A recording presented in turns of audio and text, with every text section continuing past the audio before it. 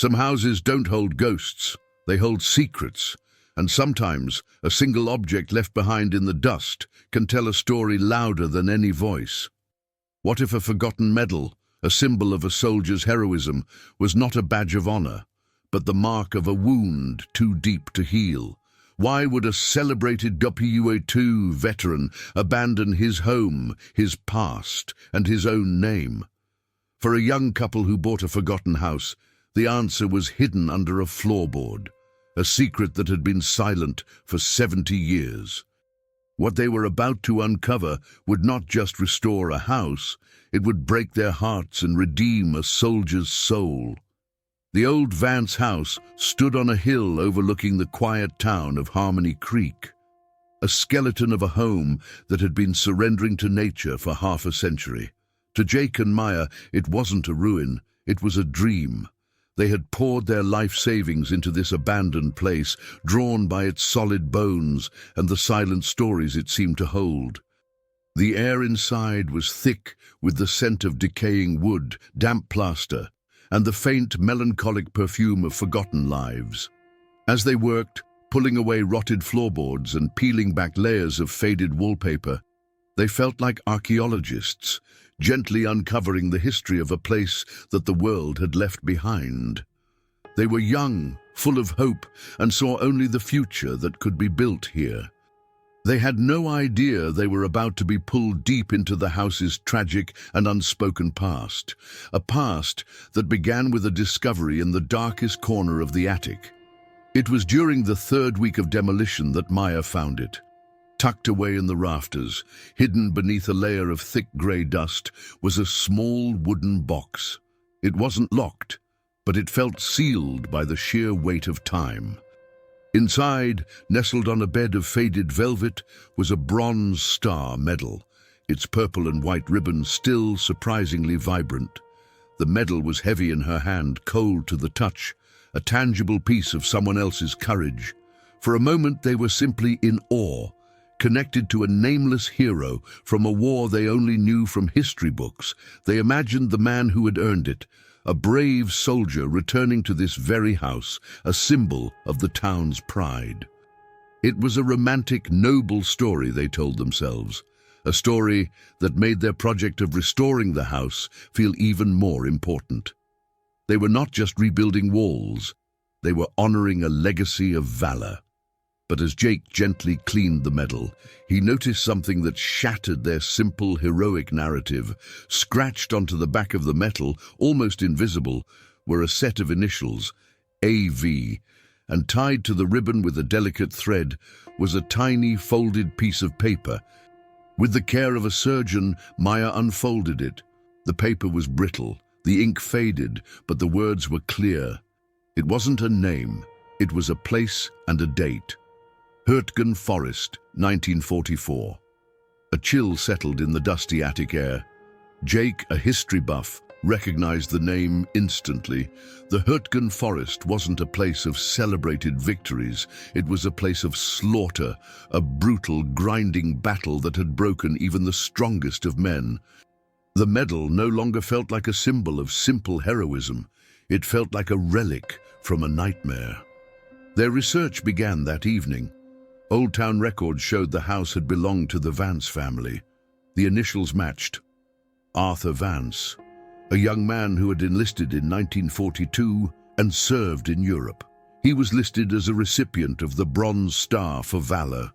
He had returned home a hero in 1945. But the records after that were strangely empty.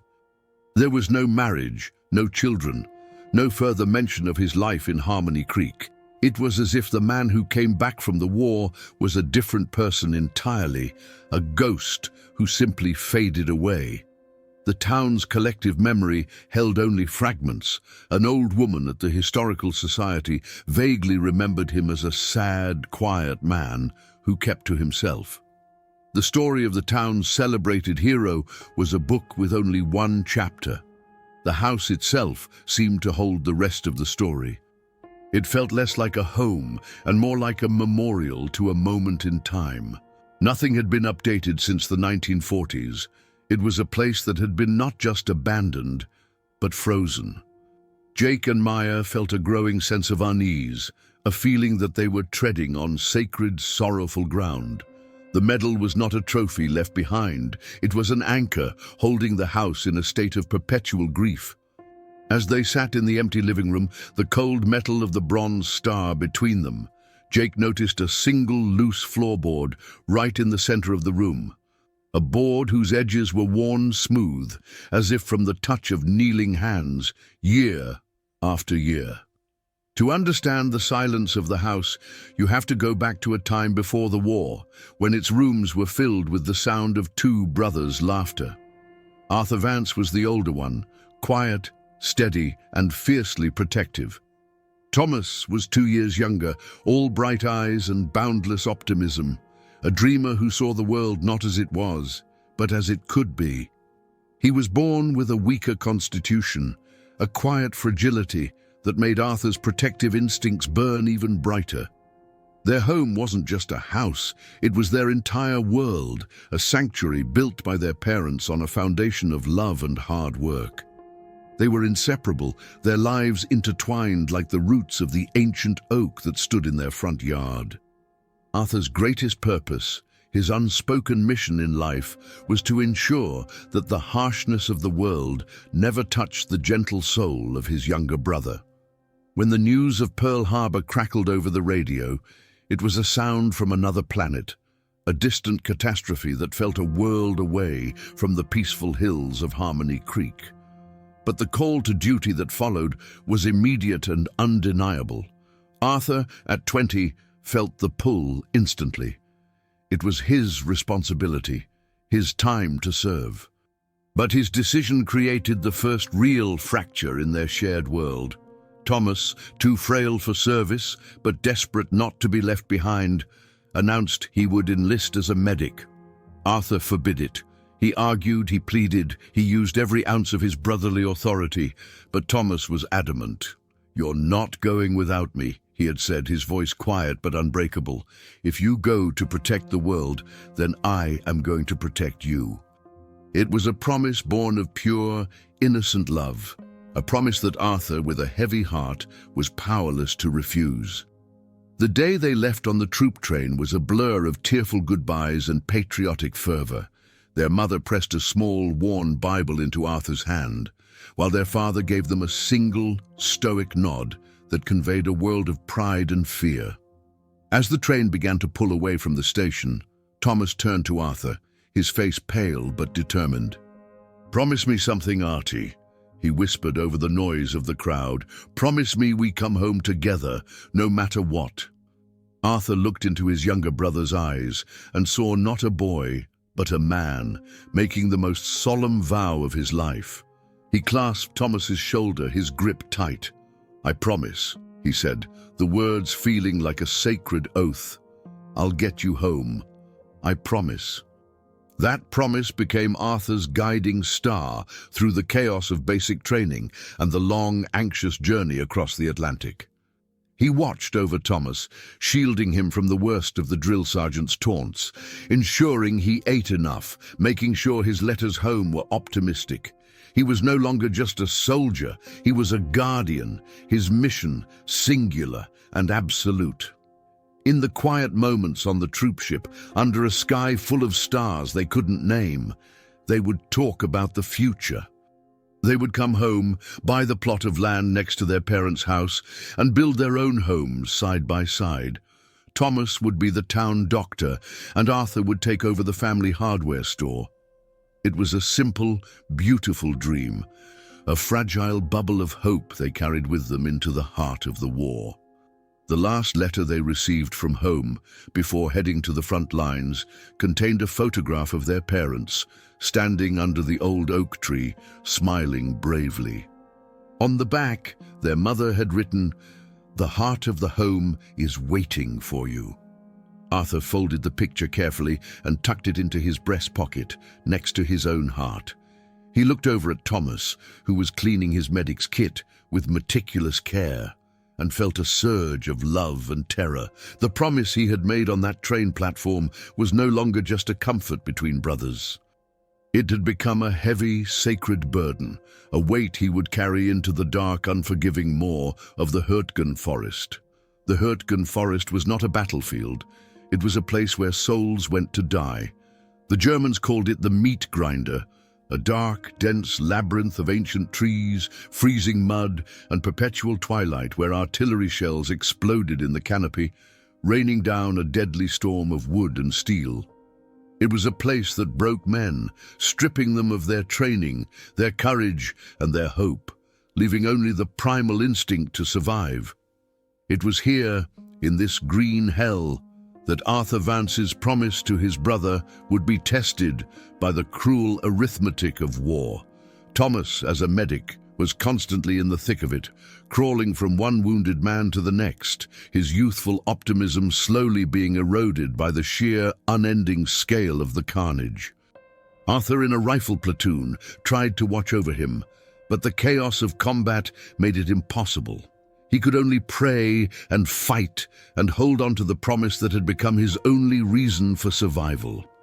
The moment that would define Arthur's life arrived on a cold, sleeting morning in November of 1944. His platoon was pinned down by a heavily fortified German machine gun nest that was tearing them to shreds. They were trapped, taking casualties, with no way to advance or retreat. The company commander's voice crackled over the radio, a desperate order. They needed to take out that machine gun, or the entire line would collapse. It was a suicide mission. The approach was 100 yards of open, muddy ground, a killing field. But as they lay there, listening to the screams of the wounded, a call went out that made Arthur's blood run cold. "Medic! We need a medic!" It was Sergeant Miller, his leg shattered, lying exposed in the open. Thomas, without a second's hesitation, began to crawl toward him. Arthur screamed for him to stop, but his voice was lost in the roar of battle. He watched in horror as his younger brother, armed with nothing but a bag of bandages, crawled directly into the machine gun's line of fire. Time seemed to slow down. In that instant, Arthur was no longer a soldier. He was just a boy watching the one person he had sworn to protect move toward certain death. He knew he had only one choice. It was a choice that would save his platoon, but damn his soul. He grabbed a satchel charge, a bag full of explosives, and looked at the two men beside him. "Cover me!" he yelled, and before anyone could argue, he was up and running, a desperate, zigzagging sprint directly toward the enemy nest. The world exploded in a storm of bullets and terror. He ran on pure adrenaline, the promise to his parents, to Thomas, screaming in his mind. He reached the edge of the German position, hurled the satchel charge into the bunker, and dove for cover as the world erupted in a cataclysm of fire, dirt, and steel. The German machine gun fell silent.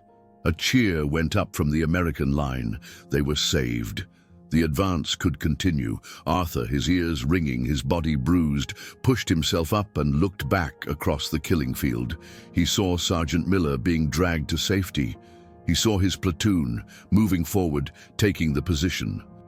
And he saw Thomas lying still in the mud, halfway to the man he'd been trying to save, caught in the blast of the very explosion that had saved everyone else. They awarded him the Bronze Star for valor. They called him a hero. They wrote his name in the official records, citing his extraordinary bravery and disregard for his own safety. He stood at the ceremony, 1,000 miles from home, while a general pinned the cold, heavy medal to his chest. But Arthur felt nothing. He looked at the purple and white ribbon, and all he could see was the face of his brother. He had saved his platoon. He had fulfilled his duty as a soldier.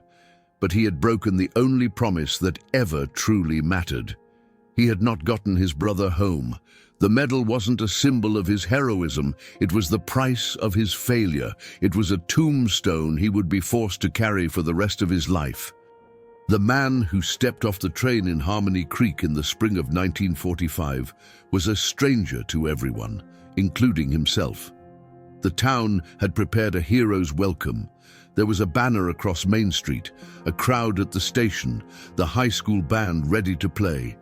They saw the uniform, the ribbons, the bronze star pinned to his chest, and they saw a hero.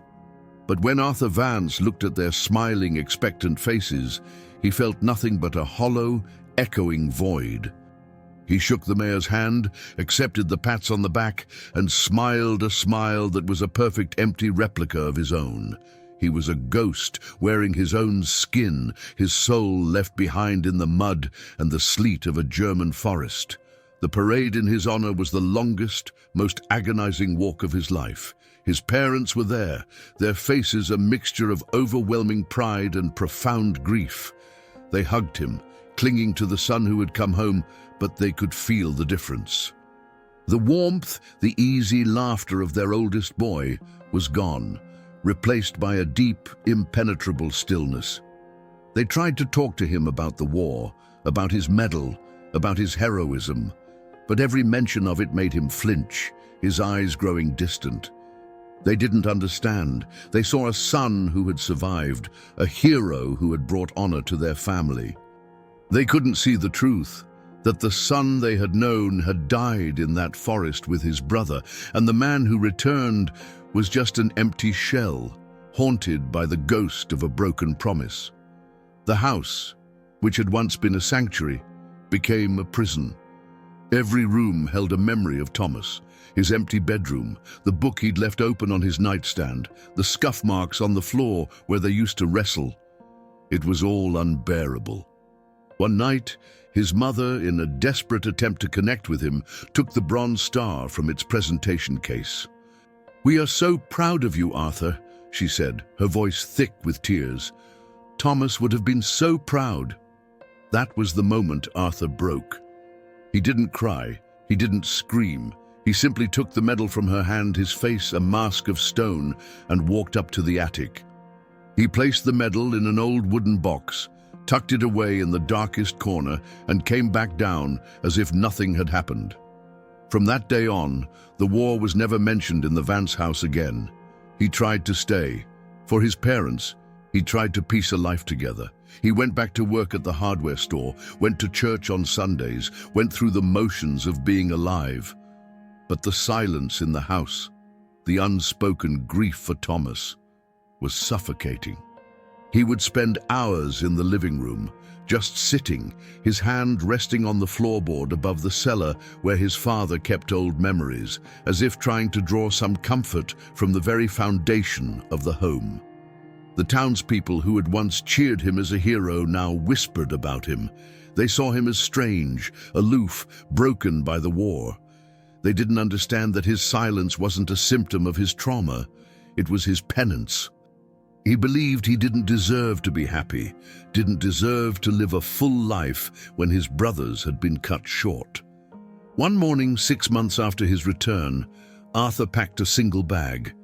He left a note on the kitchen table for his parents, a short, simple message of love and apology with no explanation. He told them he had to leave, that he couldn't find peace there. And then he walked out of the house, away from his past, away from his name, away from the medal in the attic and the promise he had broken. He walked away from the ghost of his brother and the hero he never wanted to be. The Vance house, once a home filled with love, became a monument to his silence.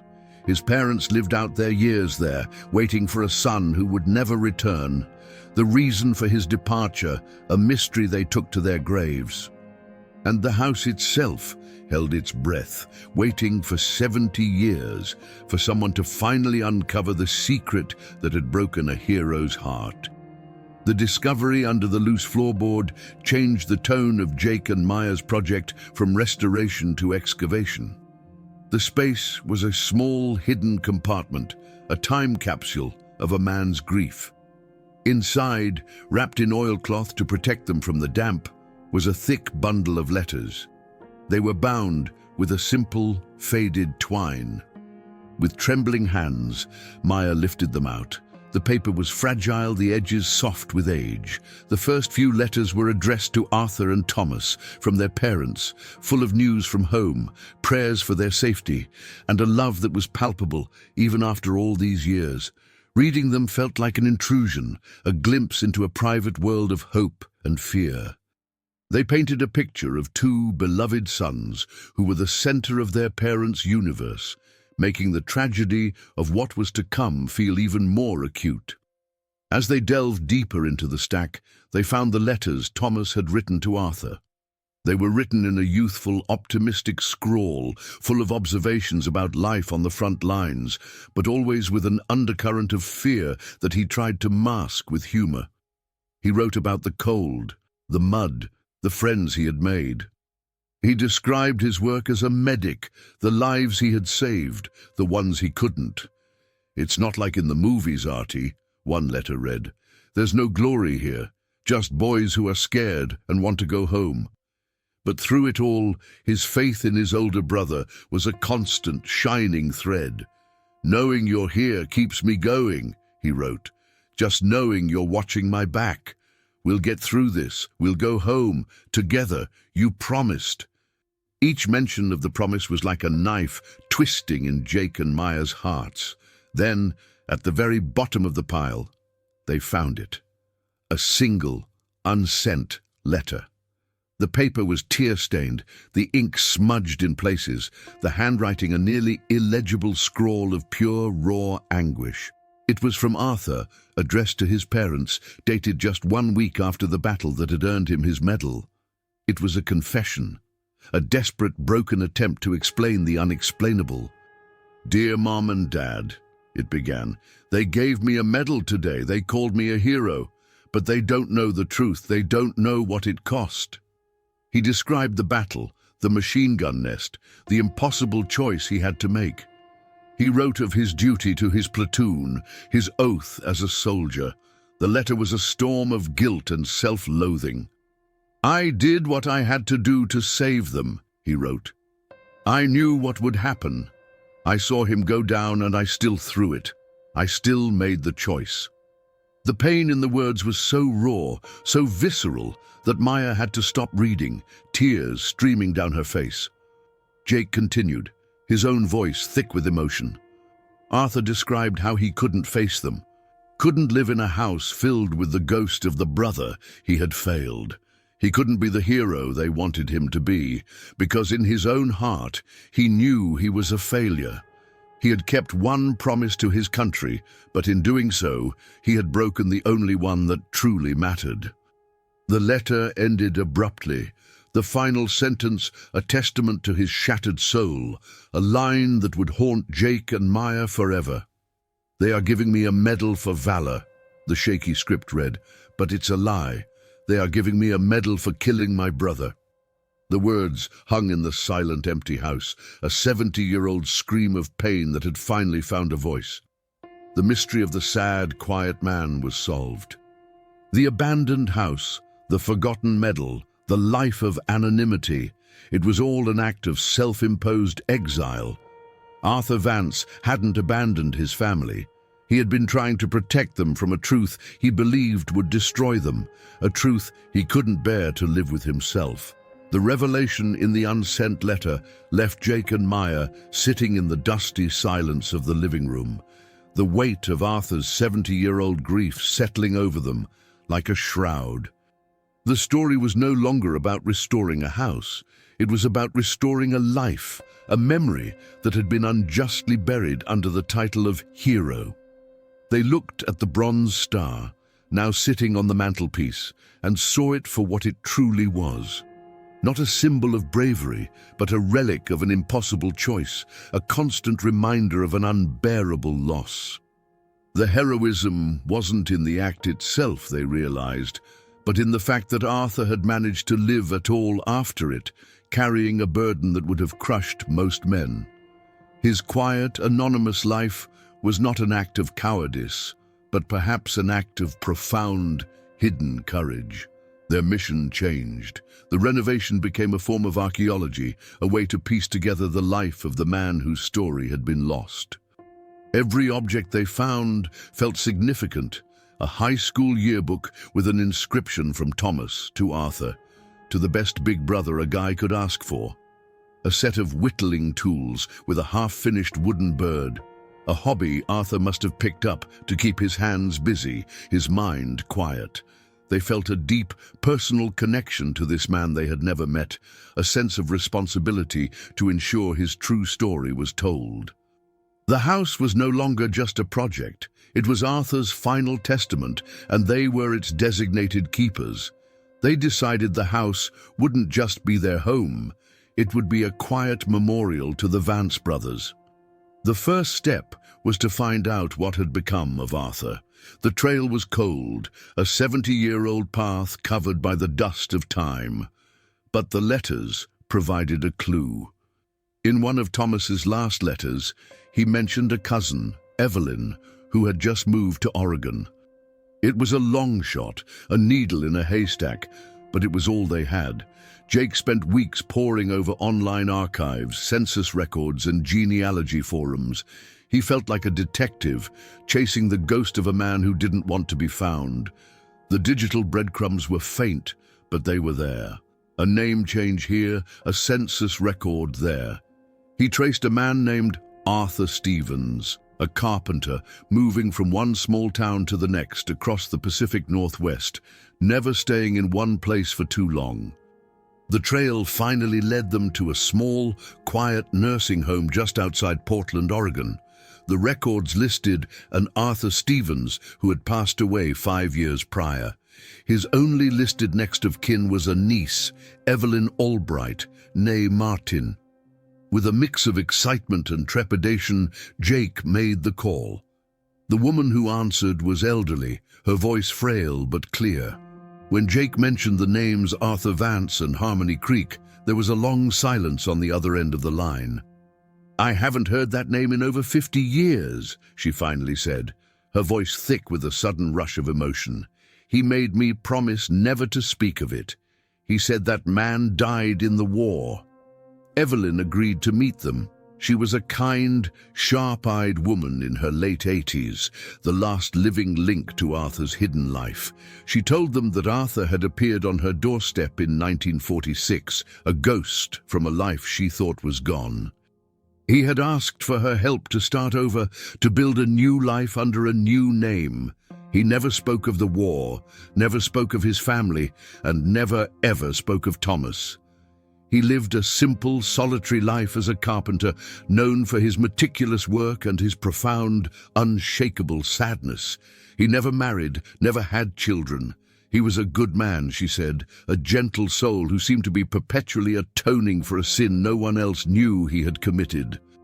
By uncovering his secret, Jake and Maya had stumbled into the heart of a quiet, lifelong act of penance. Evelyn looked at the young couple sitting in her small, sunlit living room, their faces etched with a compassion that moved her deeply. For years, she had been the sole keeper of her cousin's secret, a silent witness to his quiet, lifelong grief. Now, she was passing that torch. "He never wanted to be a burden," she explained, her voice soft with memory. "He felt his pain was his own to carry. He thought telling the truth would only hurt the memory of his parents and his brother. He chose silence to protect them, even after they were gone." She saw the understanding in Jake and Maya's eyes, the recognition that Arthur's actions were born not of shame, but of a profound, if misguided, sense of love and honor. His exile was a shield, designed to protect the people he loved from the shrapnel of his own shattered soul. "He left something for me," Evelyn continued, rising slowly and walking to an old wooden chest in the corner of the room. "He told me to keep it, but he never told me what was inside. He just said, if anyone ever came looking for Arthur Vance, the real Arthur Vance, that I should give it to them." She returned with a small, leather-bound journal. It was Arthur's. His handwriting, the same tortured scrawl from the unsent letter, filled the pages. It wasn't a diary of events, but a record of a conversation, a one-sided dialogue with the ghost of his brother that spanned nearly 70 years. Jake and Maya knew, with a certainty that made their hands tremble, that they were holding the key to Arthur's soul. They spent that evening in their hotel room, reading the journal aloud to each other. The pages were a testament to a love that transcended death and a grief that never faded. Arthur wrote to Thomas every day. He told him about his work, about the small towns he lived in, about the changing world. He asked for his forgiveness over and over again. He described his nightmares, the endless loop of the explosion, the sight of his brother falling. "They call me a hero, Tommy," one entry read. "They pinned a star on my chest, but every time I close my eyes, I see the price of that star. I see you." The journal was a landscape of pain, but it was also a landscape of profound, unending love. He had never left his brother's side. The journal revealed that Arthur had secretly kept track of his family from afar. He knew when his parents passed away. He read their obituaries in out-of-state newspapers, mourning them from a distance, believing he didn't have the right to stand at their graves. He had even subscribed to the Harmony Creek newspaper, keeping up with the small-town news, a ghost watching the life he had left behind. He knew the house had remained empty, a silent memorial to their family. It was a self-inflicted punishment, a way to ensure he never forgot, never moved on, never allowed himself the comfort of a new life that his brother would never have. The final entry was written just a week before his death. His handwriting was weak, but the words were full of a strange, quiet peace. "I'm tired, Tommy," he wrote. "The body is giving out, but it's all right. I think it's time. I've carried you with me for a long time, little brother. It's time I brought you home." In that final line, Jake and Maya found the resolution Arthur had been searching for his entire life. His death was not an end, but a reunion. It was the final act of fulfilling his promise. He was, at last, going home, together with his brother. The story wasn't just a tragedy, it was a love story, a testament to a bond that not even war, time, or death itself could break. Jake and Maya returned to Harmony Creek with a renewed sense of purpose.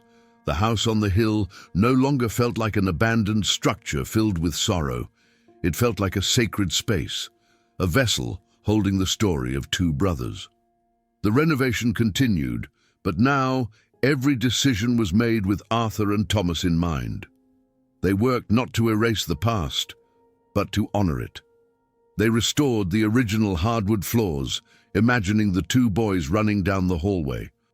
They rebuilt the front porch, picturing them sitting there on summer evenings, sharing dreams under a sky full of stars. The house was slowly coming back to life, its silent grief being replaced by a sense of peace and reverence. Their greatest tribute was in the small details. In the room that had once been the boys' bedroom, they built two simple, elegant bookshelves. On one, they placed books on history, on carpentry, on the quiet, steady things that Arthur had embodied. On the other, they placed books of poetry, of medicine, of art, the bright, optimistic things that had defined Thomas. It was a quiet, symbolic reunion, a way to bring the two brothers back together in the home they had shared.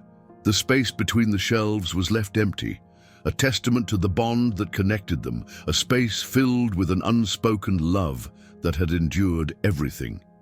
The centerpiece of the home was the living room. On the mantelpiece, above the fireplace they had painstakingly restored, they placed two photographs. One was a picture they had found in the town archives of a young, smiling Arthur in his uniform, taken just before he shipped out. The other was a photo Evelyn had given them, a worn, creased picture of Thomas, his eyes full of life and laughter. And between the two photographs, in a simple, elegant shadow box, they mounted the bronze star. It was no longer a symbol of pain or a reminder of a broken promise. It was now a testament to an impossible choice and the profound love that had forced it. It was a medal for a hero, but a hero of a different kind, a hero whose greatest battle was the one he fought silently, within his own heart, for 70 years. News of what they were doing spread quietly through Harmony Creek. The story of the Vance brothers, once a forgotten tragedy, became a part of the town's living history. People would stop by not as gawkers but as pilgrims, leaving flowers at the base of the old oak tree in the front yard. The Historical Society, with Jake and Maya's blessing, created a small exhibit about the brothers, using excerpts from the letters and the journal to tell their story. Arthur Vance was no longer the sad, quiet man. He was remembered as a man of deep love and profound sacrifice. His legacy, and Thomas's, was finally restored, their story woven back into the fabric of the town they had called home. As Jake and Maya stood on their newly finished porch, looking out over the peaceful valley, they knew their work was complete. The house was no longer an abandoned shell. It was a home again, filled not with the ghosts of the past, but with the quiet, enduring peace of a story that had finally been told. The silence had been broken, replaced by understanding, by compassion, and by the redemption of a soldier's soul. They had come here looking to build a future, and in the process, they had unearthed a past that had, in turn, rebuilt them, teaching them the true meaning of honor, sacrifice, and a brother's undying love. The story of Arthur Vance is a quiet reminder that the deepest wounds of war are often the ones that are never seen. His journey wasn't one of celebrated victory on a battlefield, but one of silent, lifelong penance for a promise he was forced to break. By uncovering his secret, Jake and Maya did more than restore a house. They restored a man's honor, proving that the truest measure of a hero is not the medal they wear, but the burden they are willing to carry for those they love. Arthur's legacy is a testament to a love that not even war could destroy, a love that finally found its peace after 70 years of silence. What memory or what promise would you carry with you for a lifetime? If this story touched your heart, please like this video, subscribe to the channel, and share in the comments if you've experienced something similar, if you know someone who went through this, or what this story made you feel. Your voice could heal someone today.